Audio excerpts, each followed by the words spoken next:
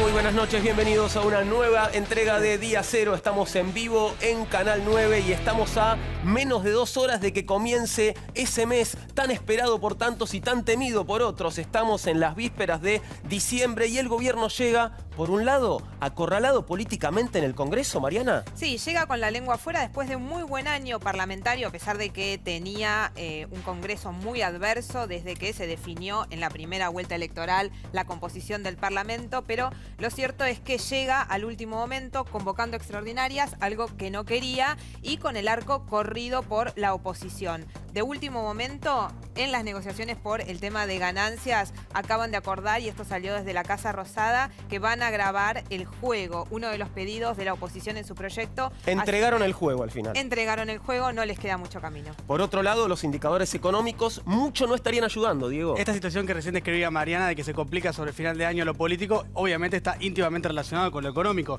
Datos publicados recientemente por el INDEC, 19,2 de caída de la construcción comparado con el mismo mes del año pasado, 8% de la industria, y hay un dato muy importante que tiene que ver con el consumo. 8 de cada 10 argentinos restringieron el consumo. Ahora, digamos restringimos. Sí, Diego. Sí, restringimos todos. Sí. Los 8 de cada 10 que estamos acá, también, por supuesto. Sí. Y vos también. Sí, obviamente. Y hay que prestarle mucha atención a lo siguiente. El gobierno apuesta el año que viene, un año electoral, a un mayor endeudamiento. Bueno, así parece. Ahora, ¿eso es una bomba de tiempo? Bueno, se lo vamos a preguntar a todos los que están aquí presentes. Por lo pronto, están gastando más platita, ¿no? En esta época del año para que tengamos un diciembre tranquilo y podamos Navidad todos feliz. festejar. Una Navidad feliz, exactamente. Además de todo esto, un expresidente habla hoy en Día Cero en exclusiva. ¿Estuviste con Eduardo Duhalde? Sí, estuvimos con Eduardo Duhalde en un mano a mano, interesantes y polémicas sus declaraciones. Suele hacer declaraciones picantes el expresidente. No se pierdan la anécdota que cuenta sobre cómo definía Kirchner a Cristina. Vaya uno después a chequearlo, lo que dice, y sobre todo lo que dice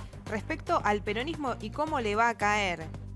¿Y qué? No quiere que el peronismo gane las próximas elecciones, Eduardo Duhalde. Raro, un Duhalde en mangas cortas, hoy en Día Cero. Guayabera. Pero sí, algo así. Ah, ¿no estaba de bañero? Un Duhalde tropical, digamos, pero en su escritorio, el que vamos a tener en el día de hoy. Detrás nuestro ya están nuestros invitados. Los invito, muchachos, a que vayamos para atrás ya a recibirlos y a empezar a conversar sobre todos los temas que mencionamos y algunos más. Empiezo a saludarlos a Federico Andazzi, escritor. Gracias, Federico. Gracias a vos. Por estar aquí con nosotros. Leandro Santoro, ahí estás, Leandro, dirigente de Los Irrompibles, disculpen, tengo los nombres desordenados. Nicolás del Caño, ex candidato a presidente de la Nación del Frente de Izquierda y de los Trabajadores. Gracias, Nico, por estar aquí. Dante Gullo, dirigente peronista, bienvenido, Dante, una vez más. Y Juan Pablo Arenaza, legislador porteño por Cambiemos. Gracias por estar aquí. Gracias por usted. Juan Pablo, estaban escuchando esta descripción que dábamos del final de año.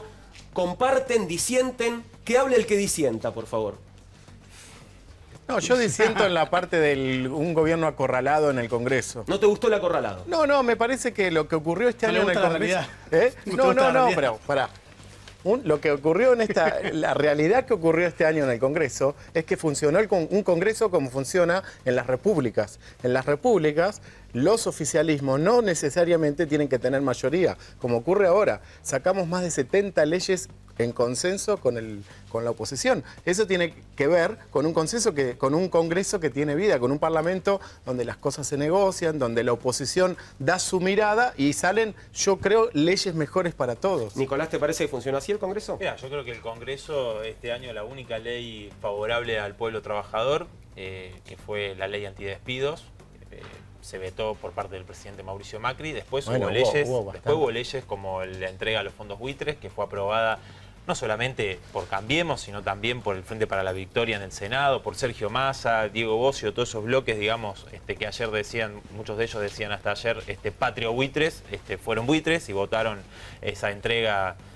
millonaria, digamos, a los fondos buitres. Y me parece que el hecho de que el gobierno haya prometido en campaña electoral que, bueno, prometió muchas cosas que después nunca sucedieron, como que iba pobreza cero, etcétera, y el impuesto a las ganancias, que es un debate que está hoy planteado. Macri dijo que los trabajadores no iban a pagar ganancias y se está discutiendo recién ahora en sesión extraordinaria. Hubo una modificación al principio del año y el gobierno dijo que iba a mandar una modificación que no va a eliminar el impuesto a la ganancia para los trabajadores, sino que va a hacer que más trabajadores, según lo que plantea el gobierno, paguen ganancias.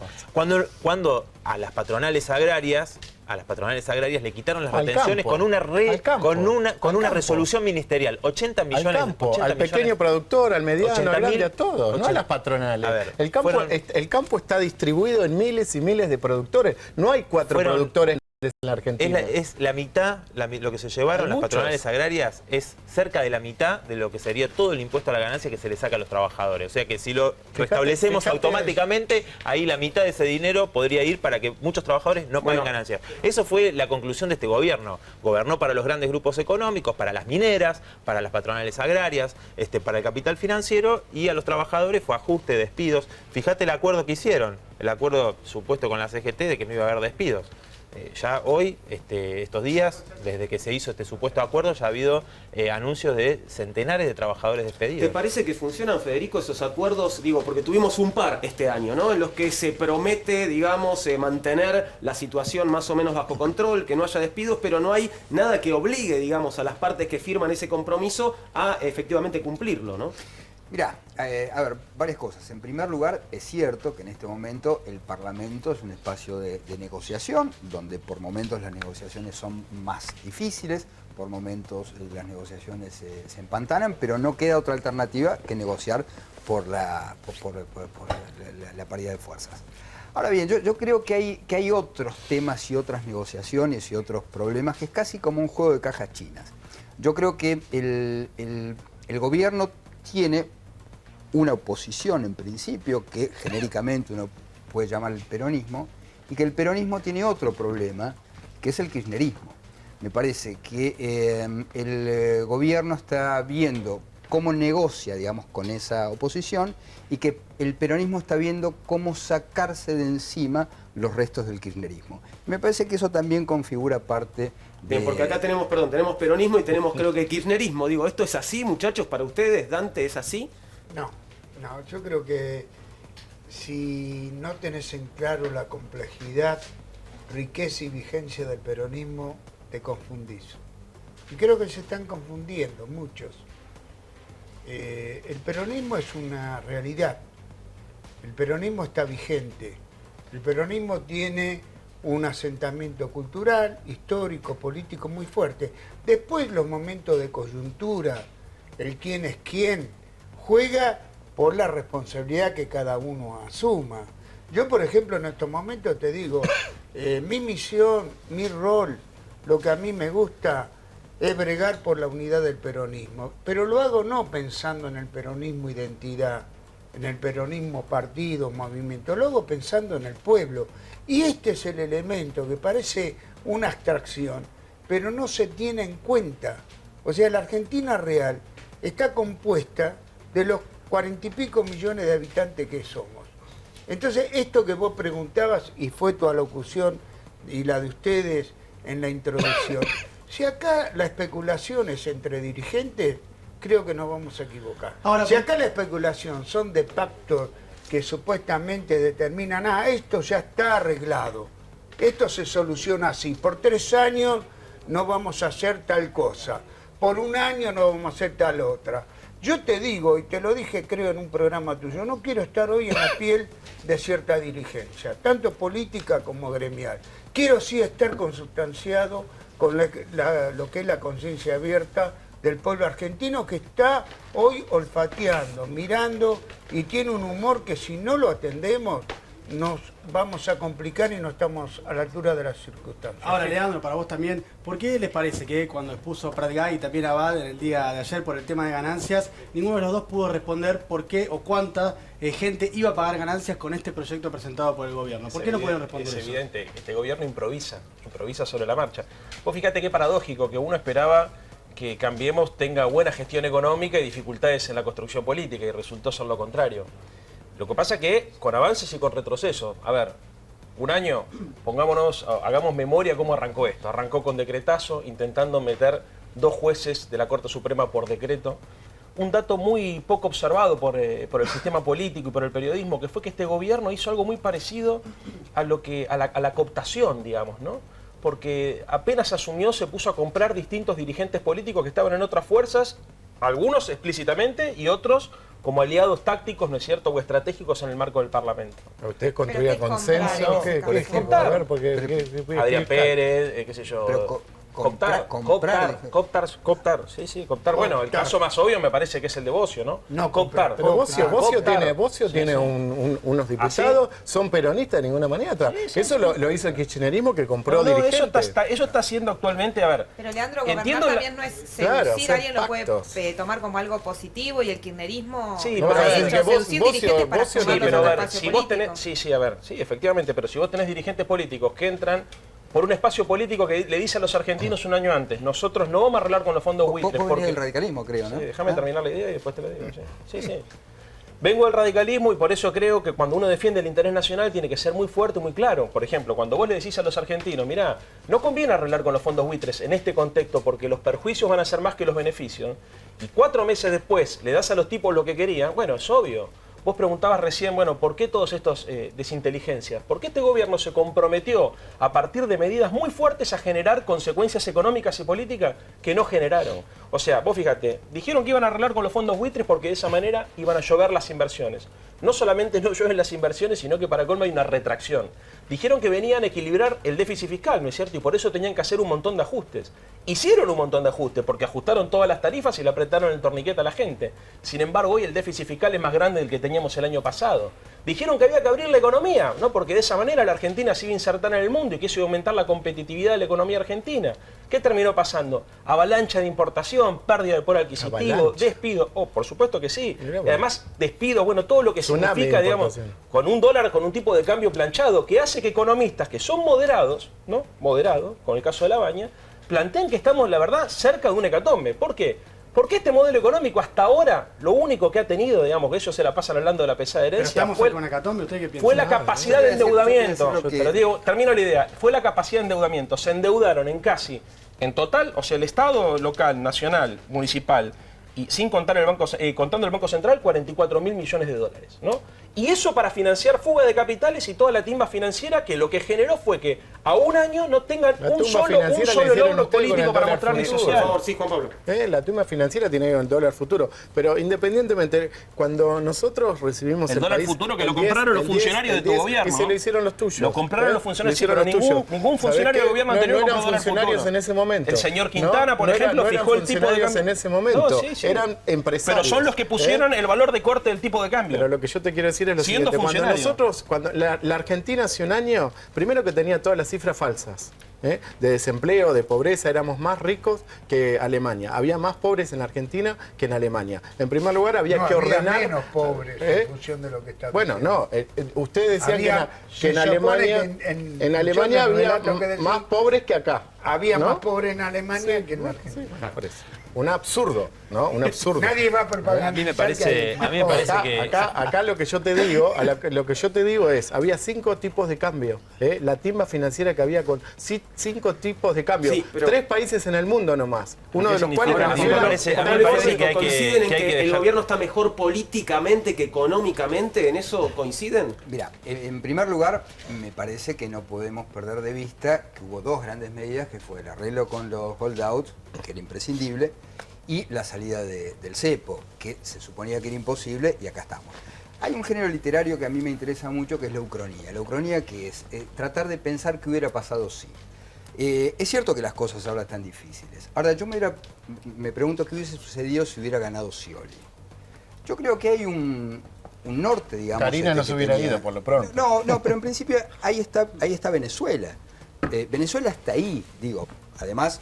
Te reís, pero... Es que no tiene nada que ver Venezuela con Argentina. No, bueno, pero nada que ver. A vos no te gusta la ucrania, pero eso es ciencia ficción. Pero el kirchnerismo se manifestó muy amigo de Chávez y muy amigo del modelo venezolano. Sí. ¿Qué tiene que ver la estructura económica y social de Venezuela con la Argentina? Vos lo sabés y lo estás usando para hacer una Hacia eso íbamos, y esos eran los socios. Los socios eran Venezuela, eran Irán, eran Cuba. Esos eran los socios. No, era América del Sur. Bueno. ¿Y cuáles son los socios Venezuela, ahora? ¿Y cuáles son los socios ahora? ¿Por qué no le contás a la gente cuáles son los socios ahora? De lo que hubiera sido la Argentina si hubiese ganado Scioli. Sí. Y me parece que el norte, que hacia donde íbamos, era Venezuela. Ustedes hablaban de desastre, de hecatombe. Si vos querés un modelo de hecatombe, de desastre, mirá Venezuela. No sé si podés imaginarte. ¿Qué opinás? A mí me parece algo que hay que resaltar es lo siguiente. Digo, desde que el gobierno de Macri asumió, está claro, aplicó políticas contra los trabajadores, pero contó con aliados no solamente dentro del Congreso, sino que también fueron los gobernadores peronistas. Inclusive en Tierra del Fuego, Bertone aplicó un ajuste terrible contra los trabajadores y además los persiguió. Hay trabajadores exonerados, dirigentes sindicales exonerados. Alicia Kirchner también aplicó un ajuste en Santa Cruz. Es decir, los gobernadores de todos los colores políticos, de la Sota en Córdoba, el socialismo en Santa Fe, y la CGT pactó una tregua, no hizo un paro siquiera de 24 horas. Digo, los trabajadores en este momento lo que no tienen que depositar su expectativa en toda esa negociación que ya demostró en el Congreso, y nuestros diputados, nuestras diputadas como mi compañera Miriam Breckman, han denunciado claramente que todas esas negociaciones después van en contra de los trabajadores. La única forma de conquistar los reclamos de la clase trabajadora es realmente con una acción contundente. Y hay mucha bronca entre el pueblo trabajador. Lo que pasa es que hay miedo a los despidos. Muchos trabajadores temen poder realizar un paro, organizarse, porque enseguida las patronales reaccionan y el sindicato, en vez de defender a los trabajadores, está en contra. Y creo que el Frente de Izquierda en este sentido ha sido una fuerza política que desde el primer momento, cuando Macri convocó a los ex candidatos presidenciales, nosotros dijimos, no vamos a ser parte de este consenso al que convocó a Macri para aplicar un ajuste contra los trabajadores. No vamos a legitimar. No, el paro es una herramienta que no te queda otra cuando el supuesto diálogo del gobierno, siempre para el mismo lado. El diálogo es con los grandes empresarios. No, nunca se escucha el reclamo de los trabajadores. O se escucha, pero no se lleva adelante ninguna medida a favor. Les pido una pausa porque, como les contábamos al comienzo del programa, estuvimos con Eduardo Duhalde. El expresidente tiene cosas muy fuertes para decir. Ya te las dijo Mariana, y quiero que compartamos todos la nota para después, seguir hablando a propósito de algunas de sus declaraciones. ¿Qué dice en esta primera parte, Eduardo Duhalde? ¿Cómo te cae que diga que los políticos son todos burros? ¿Y cómo les cae a ustedes que diga eso? Bueno, de cosas como esas va a la entrevista, también de lo que piensa de las próximas elecciones. Hay un tema ahí, ¿eh? Y sobre todo, ¿qué puede pasar? Lo más insólito, si gana el peronismo su partido. Parecería, por momentos, préstenle atención, que Duhalde no está demasiado contento con esa posibilidad. Los invito a que en nuestra pantalla vean a Eduardo Duhalde, expresidente de la Nación, y después seguimos conversando con nuestros invitados esta noche en Día Cero. Doctor Duhalde, gracias por recibirnos acá en su oficina. ¿Qué hace un expresidente? Reciben los periodistas. No, ustedes vieron el movimiento que hay. Este es el movimiento productivo argentino, donde están ustedes aquí. Esto lo creamos con Alfonsín. Lo creamos en junio del 2001, cuando se venía todo abajo. Lo creamos para llevarle a De la Rúa una salida distinta a la que estaba empeñada. Y seguimos junto con don Raúl después, cuando pasó lo que pasó, renunció uno, renunciaba otro y otro. Acordamos con él un cogobierno. Mucha gente dice, Duhalde sacó al país adelante. Mentiras. En todo caso, lo sacamos, porque hicimos con don Raúl un cogobierno. Por supuesto, la Iglesia jugó un papel preponderante. Fue un gobierno patriótico de salvación nacional, donde dije solo 3 cosas puede hacer un gobierno de transición, que así me definí, que era mantener el sistema democrático, era el 5º presidente en 10 días, pacificar el país y cambiar el modelo económico y social que había sido impuesto a sangre y fuego por la dictadura militar en 1976. Usted viene reclamando hace un tiempo que Macri necesitaría cogobernar también con la oposición. No entiende Macri, no entiende mi partido, no entiende ningún partido, porque es algo nuevo para ellos. ¿Por qué estoy enojado hace 30 años con los políticos? Porque no entienden. Pero entonces, ¿hay más marketing en eso, en la venta de él juntos? No, claro, sabe que a la gente le gusta escucharlo, pero no son capaces de hacerlo, no saben cómo hacerlo, son burros. No necesitan 21 ministros. Yo tenía 9, 10, recuerdo, una cosa así. ¿Para qué tanto? ¿Para qué tanto? ¿Hay un despilfarro de parte de Macri? De todos los gobiernos. ¿Y cómo ve la economía hoy? y con muchas dificultades. Nuestro principal socio, Brasil, está en una situación muy difícil. El triunfo de Trump no augura nada bueno, pero sobre todo lo nacional. Cada cosa que tiene que sacar el gobierno tiene que aflojar plata y no estamos para tirar plata. Ahora, ¿no se apresuró Macri en, por ejemplo, sacar las retenciones al agro, a la minería, con un mal diagnóstico? Es posible. Del agro no sacó las retenciones, como habitualmente la gente dice, sino que sacó las retenciones a productos que ya ni se producían muy poco. Yo creo que un buen criterio, todo lo que sea ayudar al agro en este momento es muy importante, porque es el único sector que puede reaccionar rápidamente. Los sectores industriales tardan mucho, hay que hacer inversiones, no hay cosa más cobarde que tiene que poner la plata, entonces hasta que no estén seguros... ¿Y por qué no están seguros?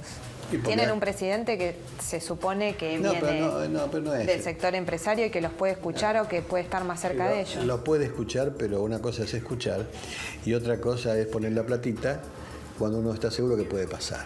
¿Va a ganar las elecciones Macri este año que viene? Si no las ganan, muchachos, les digo a mis compañeros, acá puede venir lo peor.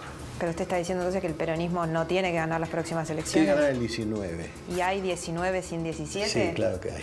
Lo que pasa es que es muy riesgoso porque nadie va a invertir un peso en Argentina si el gobierno pierde las elecciones de medio término, en esta disparatada Argentina que se vota cada 2 años. Pero no hay que votar cada 2 años. No, es un disparate, es un absurdo nuestro, de la República Argentina. Este gobierno gana la elección y ya tiene que estar pensando en los 2 años, tiene que gobernar. En general se le reprocha a usted la herencia de Kirchner o haberlo elegido. Ahora, ¿le debemos también al dualdista portador sano de Aníbal Fernández? No, el caso de Néstor, yo la verdad que le tenía confianza. Bueno, me defraudó como a mí, como defraudó después a mucha gente, ¿no es cierto? Sobre todo porque yo no sabía que era un enfermo de la plata, del dinero. ¿Y Aníbal lo considera un buen dirigente? Porque él tiene bastante respeto por usted. Es difícil debatir, pero bueno, mejor no hablar de mi amigo Aníbal. ¿Se reunió con Guillermo Moreno? Vino acá, sí. Yo no lo conocía, Moreno. No coincido con muchas de sus ideas, ni con la forma de actuar, pero bueno, cada uno debe hacer lo que quiere. Creo que uno de los graves errores que puede cometer el justicialismo es demonizar en conjunto a los jóvenes, porque los jóvenes, en toda la historia de la humanidad, cuando han sido convocados para lo que se entiende que es una gesta revolucionaria, entre comillas, aunque no lo sea, los moviliza. Ojalá que todos los jóvenes quisieran participar. En un ratito tenemos más declaraciones muy picantes del expresidente Duhalde sobre Néstor y Cristina Kirchner. Dentro de un ratito Mariana Verón estuvo en exclusiva conversando con Duhalde. Les pregunto a los no oficialistas de esta mesa, ¿hay que dejarlo ganar al gobierno el año que viene para que no venga lo peor? Estamos en el mismo tema que hablábamos anteriormente. Si esto lo querés arreglar con especulaciones o acuerdos de dirigentes, nos equivocamos. Las elecciones de medio término van a determinar cuál es hoy la perspectiva que tiene nuestra ciudadanía, nuestro pueblo, en función de decir esto está mal, quiero votar. Y es bueno que sea eso. Ahora, perdón, si no hay elecciones se puede provocar una situación fuera del marco democrático de una convulsión que yo no creo que hay que... No, yo creo que viniendo de Duhalde, que él empezó hablando de que él salvó al país, cuando aplicó una devaluación que significó, creo, la caída del salario de los trabajadores más grande de las últimas décadas. Un 30% fue la caída del salario con la devaluación que aplicó Eduardo Duhalde. Las políticas, de hecho, se tuvo que ir porque hubo una política represiva sobre los movimientos sociales, como los piqueteros, con el asesinato de Costec y Santillán. Nico, me parece que hecho que determina anticipar elecciones. Duhalde está planteando, me parece que en esto que está diciendo, él está diciendo cómo, incluso habla de los políticos, está refiriéndose a los políticos que salvaron a los grandes empresarios, los capitalistas en Argentina, porque fue así. Entonces, me parece que el año que viene se va a expresar en las elecciones, yo creo que se va a expresar un rechazo a las políticas del gobierno. Nosotros, el Frente de Izquierda, seguramente daremos la pelea, pero me parece que también hay que escuchar en lo que decía Duhalde, lo que menciona de Brasil, lo que dice de Trump, las perspectivas, hoy los datos de la economía que da el INDEC marcan que hacia la perspectiva del año que viene no aparecieron los brotes verdes, ni habla el segundo semestre, que eso, bueno, ya está saldado el tema de que no hubo ninguna mejora en el segundo semestre para la mayoría del pueblo trabajador. Ligera, entonces, yo creo que el año que viene puede haber una resistencia mucho más fuerte y mayores convulsiones sociales. En una democracia normal, una república, un gobierno pierde una elección de medio término, no tiene que pasar absolutamente nada. De hecho... ¿Vos pensás que no pasa nada? No, de hecho, en el 2009 el gobierno perdió, el kirchnerismo perdió en la provincia de Buenos Aires, perdió Néstor Kirchner. Bueno, pero es un momento distinto y el peronismo ahora es oposición. Lo que yo quiero decir, y por lo que yo trabajo, independientemente de que yo estoy en este gobierno... Está abriendo el paraguas por la duda. No, yo voy a trabajar para ganar y yo creo que vamos a ganar, pero independientemente de eso, hay que sacarle el miedo a la gente de que si gana, si no gana. Eso tiene que terminarse en la Argentina, porque eso es lo que hace mal. Bueno, no vayan a meter miedo el año que viene en la campaña. No, pero nosotros vamos a entusiasmar a la gente para que nos siga acompañando. Así tiene que funcionar. Yo creo con miedo. Hay un error acá suponer que... ¿Con qué la va a entusiasmar? Bueno, porque yo creo que estamos pasando una situación difícil y la economía, como así se mejoraron una cantidad de cosas en poco tiempo, va a empezar a funcionar mejor. Es lo que creo yo. Yo creo que, por ejemplo, la solución... Estamos todos acá, ¿no? Sí. A ver, a mí... Pero a vos no te gusta debatir. Sí, me gusta debatir, pero monopoliza el uso de la palabra. Duhalde es raro, ¿viste? Porque tiene cosas brillantes y de repente lo escuché decir un disparate. Pues la verdad, a ver, si vos decís que hay que construir instituciones republicanas, sólidas, y además sos consciente del dinamismo de la democracia moderna, de cómo cambian las cosas, cómo se tienen que revalidar los títulos permanentemente, pedir que poco más se suspendan las elecciones intermedias, ¿no es cierto? O que el pueblo, por miedo, tenga que acompañar un proyecto político, eso me parece que es un disparate que no resiste análisis. ¿No está exagerado el rol de la gobernabilidad? Exactamente, para ver, lo más importante de todo esto es que cuando un gobierno arranca su gestión, que yo creo que esta es la dificultad que tuvo Macri y el equipo económico, hace una lectura política. La dificultad lo que encontró. Dejamos, a ver, pará un poco, loco. Los tipos tomaron... No es un diálogo, si no parece un monopolio. Desarrollás unas ideas... No, monopolio es otra cosa. Eso es lo que ayudan ustedes, bueno, que a generar. Te decía, vos agarrás y tomás decisiones, ¿no? Vos, por ejemplo, estos tipos que hicieron, devaluaron la moneda, quitaron retenciones... Estos tipos, este gobierno... Pero vos te gusta nada más que la forma, Arenaza, ¿te das cuenta? La forma, no. Lo tuyo es imposible. Dejalo hablar porque estaba hablando de Kicillof cuando... Es imposible hablar de otra cosa que no sea de la forma, con el propio que ellos solamente la realidad y tal. Dejamos un minuto, bueno, este gobierno y el equipo económico, que nadie sabe quién conduce, tomaron una serie de decisiones. Eso provocó un shock redistributivo en sentido inverso. Ahora no lo saben cómo arreglar. A ver, chicos, ¿había problemas en la Argentina? Obvio que había problemas. Había precarización laboral, había pobreza, había un montón de problemas. ¿El gobierno mejoró algo? No, empeoró todo y generó problemas nuevos. Entonces, ¿qué es lo que decimos nosotros? Acá no es un problema de tiempo, es un problema de objetivo y dirección política. El equipo económico y este gobierno, para que el compañero Arenaza no se me ponga mal, tomó una decisión. ¿Qué es lo que me asusta a mí? La agenda que tienen para adelante, muchachos. Porque ya avisaron que hay lo que ellos llaman reformas de segunda generación. ¿Cuáles son las reformas de segunda generación? ¿Qué es lo que quieren hacer si les va bien en el año que viene? Primero, reforma laboral. Ya estuvo Macri diciendo que iba por ese camino. Segundo, reforma del sistema previsional. Arrancaron ahora con la ley esta, ponen una comisión para evaluar el sistema. Tercero, reforma del Estado, ¿no es cierto? Y cuarto, reforma tributaria. Lo que viene no va a ser más progresivo, no va a haber más desigualdad, más construcción de igualdad. Va a ser más desigual porque ellos creen en definitiva en la teoría del derrame. Le pongas el nombre que le pongas, ellos creen que hay que fortalecer la oferta y joder a la demanda. Esto, digamos, siempre termina igual. Muchos pobres, tensión social y quilombo. Ellos lo anticipan, entonces asusan el fantasma del miedo. Como saben que esto es difícil de sostener la gobernabilidad. No, a ver, lo dijeron también ustedes. O sea, cuando ustedes dijeron si el dólar está a 16, cuando Prat Gay dijo si el dólar está a 16 es porque vamos a tener un quilombo bárbaro, bueno, hoy el dólar está a 16.10. Y bueno. De todas formas es interesante lo que dice Duhalde para debatir en cuanto a esto de que no se puede vivir en elecciones permanentes. Hoy lo dijo José Pepe Nun, que además fue funcionario del gobierno kirchnerista, y lo dice en el mismo sentido. Y realmente es complejo gobernar, digamos, con el objetivo de las elecciones tan corto y tan... ¿Pero pensás que no debería haber elecciones cada 2 años? No, digo que es un tema a debatir y que están todos los resortes institucionales y constitucionales para debatirlo. Digo, me parece un debate interesante. Y también estoy de acuerdo en que la parte más... A ver, me parece que el kirchnerismo creó la ilusión de que ellos sacaron al país de la crisis del 2001 y se comen 2 años ahí. Y realmente Duhalde tuvo el gran mérito de desactivar, digamos, todas las bombas anteriores al 2001, ¿no? Nico, Entonces, yo también creo eso. No soy periodista. sí, yo no soy Nico. Dado lo que sucedió a nivel de las elecciones, que casi hubo una paridad, ¿a vos te parece que vos podés decir, y dada lo que es la situación hoy política, la situación obviamente donde sabemos que incluso la imagen del presidente está bajando, hay una situación de una oposición que es muy grande en muchos temas, como el económico, vos podés decir de golpe, no se vota en el 2007? No, de ninguna manera. Bueno, hay que ser cuidadosos. Las democracias modernas van hacia sistemas parlamentarios. Van hacia sistemas parlamentarios. Porque pero una cosa de politólogo. La cosa de politólogo. Las democracias modernas en general suelen ir hacia sistemas parlamentarios, donde las mayorías cambian rápidamente. Esos gobiernos se renuevan. Entonces, al revés, vos imaginate las tensiones sociales que generaría un sistema donde se vota solamente cada 4 años. Acá en 4 años pasa mucho.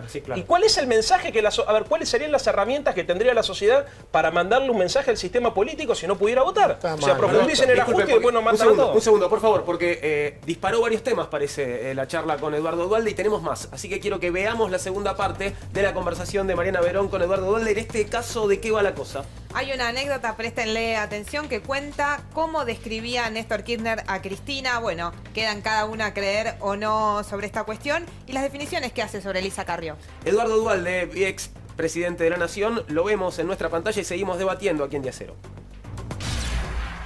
¿Cómo ve el peronismo? ¿Con algún liderazgo que ya vaya descollando? No hay. No lo hay. ¿Massa no lo convence? Primero no está en el justicialismo, hay que respetarlo. Pero no hay liderazgo. Yo ando buscando, ando mirando. Cuando aparecen las nuevas generaciones, que son las que tienen que gobernar, y trato de ayudarlos, de tratar que vengan al gran público, ¿no? Para hacerse conocer. ¿Ve algún tapado entonces que pueda surgir para el 2017 o 2019? Si lo viera no lo diría. Está haciendo todo para que el peronismo no gane, Eduardo. No es para que no gane. Corremos riesgo de volver al que se vayan todos. Si el gobierno llega a perder las elecciones, la gente no quiere a los que se fueron, no quiere a los que están. Es ideal para que se vayan todos, y eso es muy serio. Yo no festejaría que pierda el gobierno en las elecciones de medio término, porque sería muy serio. ¿La ve a Cristina candidata en la provincia de Buenos Aires? No, para nada. Además no tiene las más mínimas condiciones para gobernar. El que tenía condiciones para gobernar, naturalmente, era su esposo, Néstor Kirchner. Yo recuerdo una anécdota. En un momento empezó a jugar Kirchner que el presidente iba a ser un pingüino o una pingüina. Sí. Lo fui a ver. Y le digo, Néstor, cuando decís pingüina, ¿lo estás diciendo por Cristina? Claro, me dice, pues le digo por Cristina. Y si vos me dijiste que era bipolar, ¿te acordás?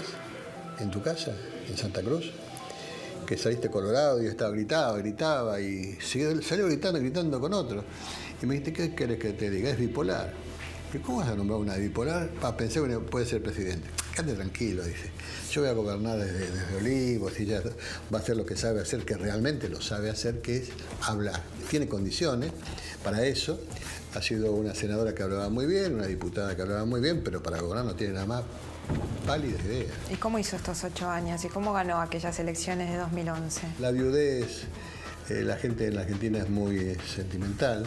Bueno, y ganó, no importa, ganó. Es una persona que tiene condiciones sobresalientes para la actuación. Cuando se muere la política, que es Néstor Kirchner, queda el acting nada más. ¿Puede ser Elisa Carrió la Chacho Álvarez de Macri? No sé, la verdad es que es guapa la señora. Y sincera, yo creo que es sincera. ¿Pero le puede traer un problema a Macri? No sé, ojalá que no. ¿Cómo vivió el tiempo en el que ella lo trataba a usted como el jefe del narcotráfico? No fue un tiempo. Si hubiese un tiempo, le hubiese hecho juicio antes. No, ella simplemente dijo en una oportunidad, y al pasar, como suele hacerlo, yo siempre dije que Duhalde controlaba la droga en la provincia. Vino ante la jueza, le hice juicio, y ella dijo que buscaran el diccionario que quería decir controlar. Yo nunca dije que Duhalde fuera un narcotraficante, se terminó la historia. ¿Retractó?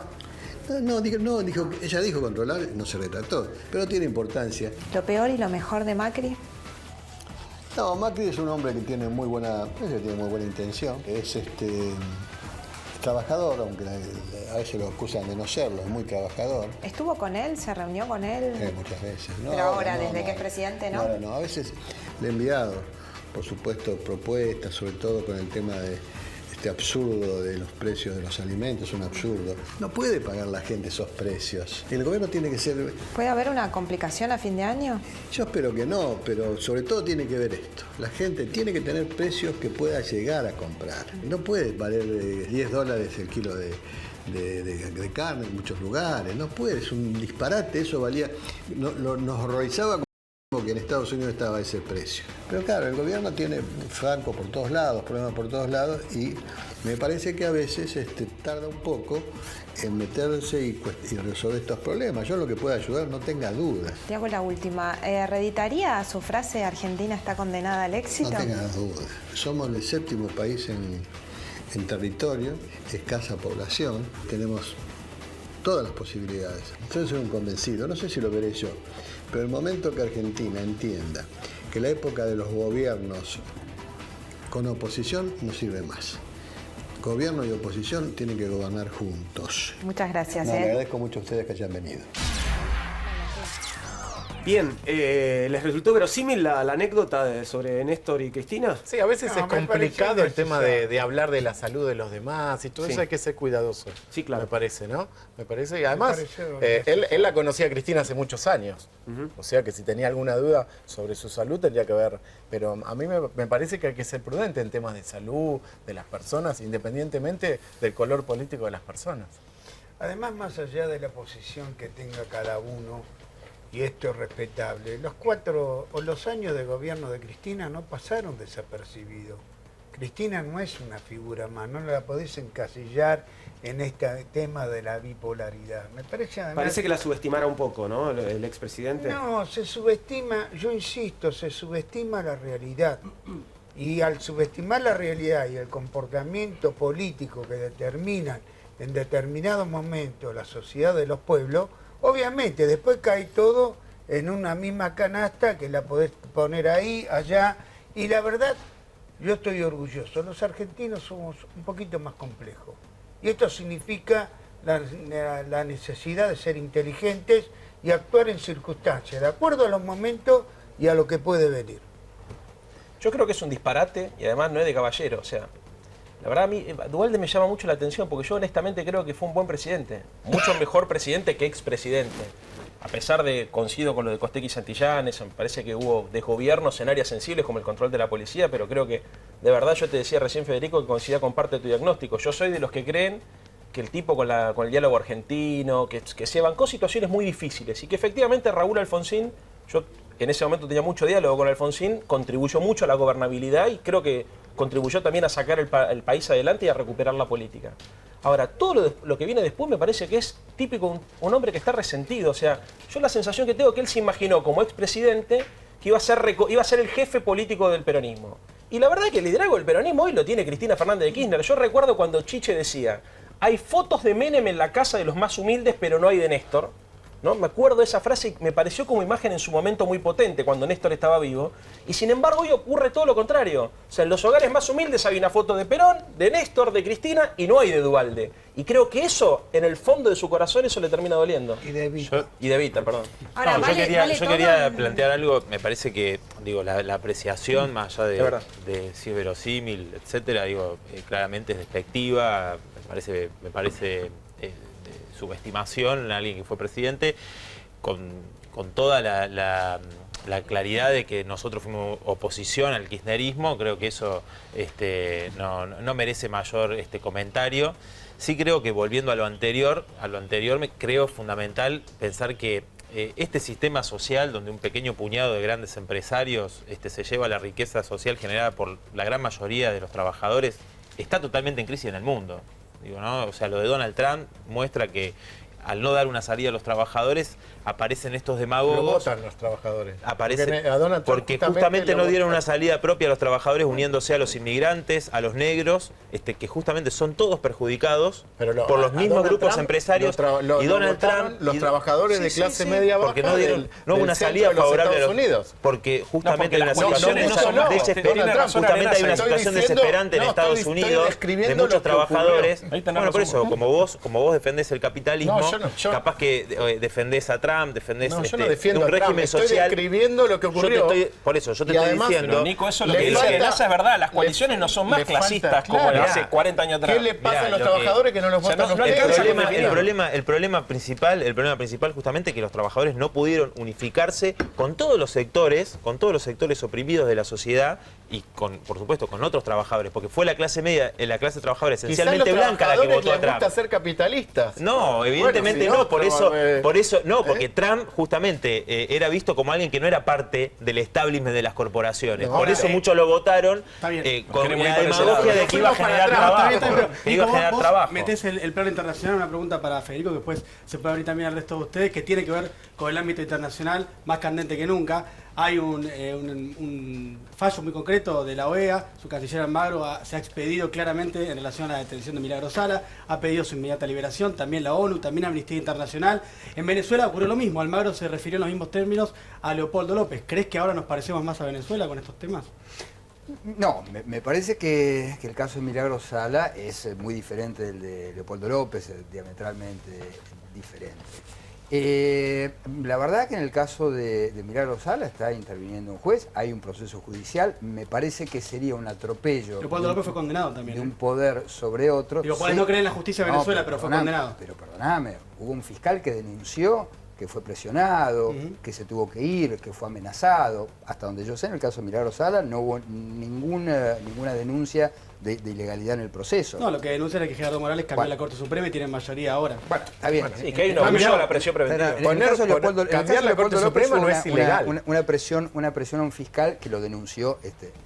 Y, a ver, uno puede cuestionar o no si está bien preso o no, yo la verdad que tengo mis dudas. Pero ¿cómo sería liberarla? Digamos, tendría que el Poder Ejecutivo pasar por encima del Poder Judicial y liberarla. Me parece que sería un acto inconstitucional, en principio. No es tan fácil decir, bueno, hay que liberarla, y digo, ¿cuáles serían los recursos constitucionales para que eso suceda? No sé, me parece que hay un juicio donde se están cumpliendo todos los pasos procesales y yo la verdad es que no sé, después lo que diga la ONU, es bastante discutible también en qué términos lo dice Armando. Justamente no fueron todos los pasos por eso mismo, porque primero se la encarceló por el acampe y luego se empezaron a armar causas, por eso por eso la justicia está investigando. Bueno, se empezaron a armar causas luego de detenerla por el acampe, que era una protesta que estaban realizando. Nosotros tenemos diferencias metodológicas políticas con Milagro Sala, lo que creemos justamente es que no puede estar detenida por realizar una protesta. Yo estoy de acuerdo, tal vez pueda ser procesada. La supuesta persona a investigar detenida. El juez puede determinar si hay determinadas situaciones para encarcelar a una persona. Con ese criterio mañana un detalle nada más, Macri asumió procesado, señores. Entonces, acá lo que hay es un abuso de la prisión preventiva. Sturzenegger también se hizo cargo del Banco Central, procesado. Entonces, acá están abusando. Pero eso depende del sistema judicial. Por eso, y lo que te está diciendo, Naciones Unidas. Déjame esto. Naciones Unidas. Si la persona se puede escapar. Pará con el ruido. Naciones Unidas, Amnistía Internacional y ahora la OEA, que no es la CELAC, ¿me entendés? O sea, es la OEA, que tiene línea con los Estados Unidos, están diciendo que hay un abuso, ¿no?, en las condiciones de encierro de Milagro Sala. No está diciendo ni siquiera si es inocente o culpable. No, lo que está diciendo es que tienen que seguir, es otra cosa eso. Pero es que lo tiene que seguir en libertad. Con la encarcelación, no con el proceso, con la encarcelación.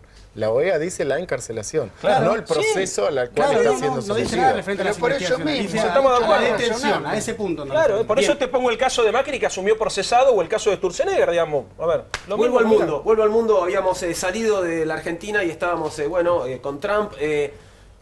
Les pido brevemente a cada uno una reflexión, si es que la tienen, una mirada después de la muerte de Fidel Castro y qué les parece que esto puede llegar a traer, en términos de política internacional en los próximos meses, años.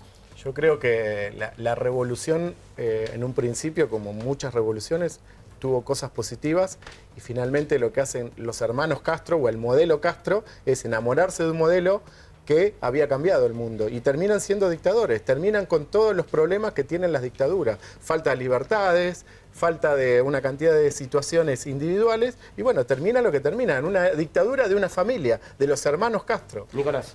Bueno, yo creo que en primer lugar hace pensar en las conquistas de la Revolución Cubana, revaloriza en el marco de toda esta situación lo que significan las conquistas de la Revolución Cubana, porque si no, Cuba si fuera capitalista, debería mirarse en la realidad de Haití.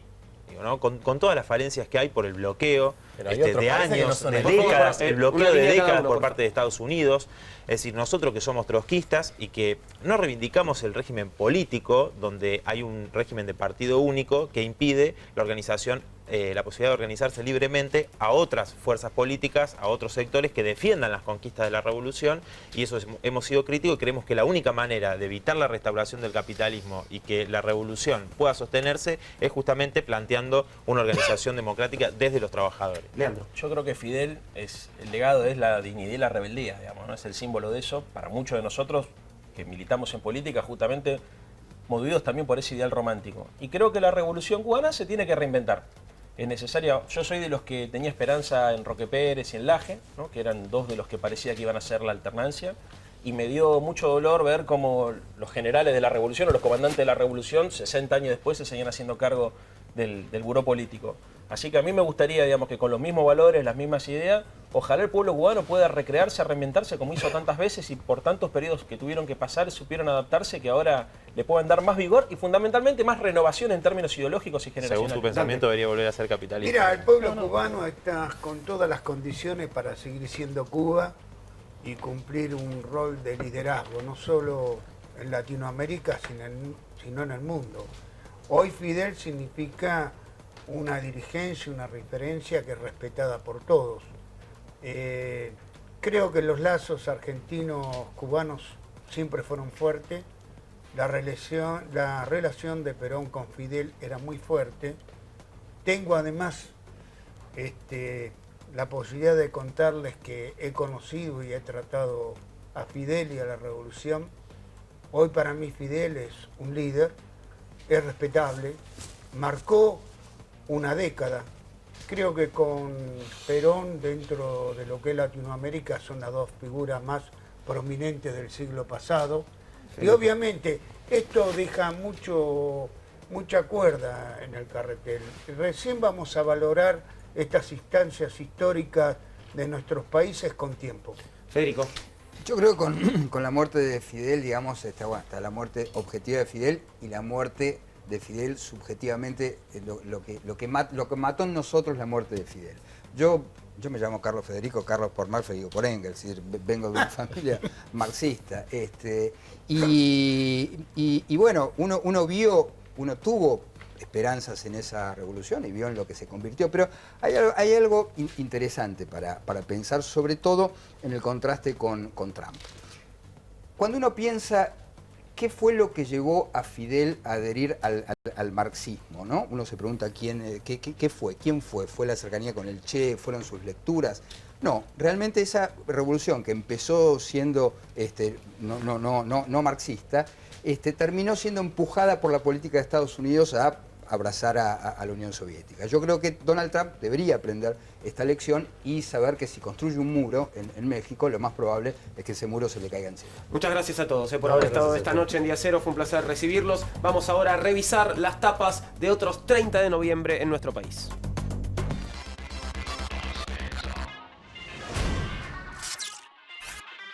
Estas fueron las tapas de otros 30 de noviembre. 1984. Después de años de conflictos, Argentina y Chile firman un acuerdo territorial. Un plebiscito lo avaló por abrumadora mayoría. El único justicialista que hizo campaña a favor del sí fue un tal Menem. 1992. Gorbachov visita Argentina. Se reúne con Menem en Olivos y le expresa su preocupación por el costo social del ajuste. Un comunista. 1993. Un hombre que había asesinado a otro fue a entregarse al programa de Mauro Viale. Una televisión de calidad estaba naciendo. 1994. Trasciende que ex represores argentinos están asesorando a las fuerzas de seguridad de México en el combate contra la guerrilla. Y por lo visto, contra estudiantes molestos. 1997. Todo Chipoleti marcha pidiendo justicia por el crimen de 3 chicas. Los femicidios, antes de llamarse femicidios. 1998. La Alianza hace una interna abierta para elegir candidato a presidente. Gana Fernando de la Rúa. Lo que pasa después te sorprenderá. 2001. El PJ logra poner al presidente del Senado, un opositor en la línea sucesoria. Diciembre ya está ahí. 2005. Menem jura como senador. Scioli le toma juramento. Detrás, el presidente Kirchner. El mejor país del mundo. Los argentinos fuimos show. Fuimos humor. Fuimos dolor. Fuimos raros. Fuimos tapa.